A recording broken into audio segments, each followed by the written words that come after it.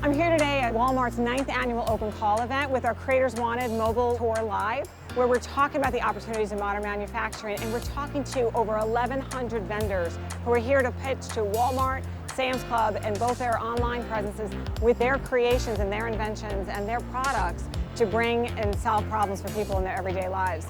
And that's what Creators Wanted is all about. It's bringing to life modern manufacturing and the opportunities for people to be creators, which is at the center of the Walmart event. One of the most exciting things about being here at Walmart's Open Call this week is seeing all the American entrepreneurship on display.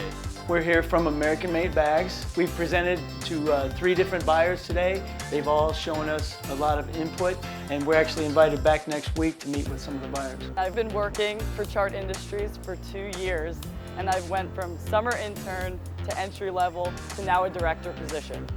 Manufacturing has a huge impact on the world, and it's just like getting in there and making stuff and just putting what's in your mind into the reality just is amazing.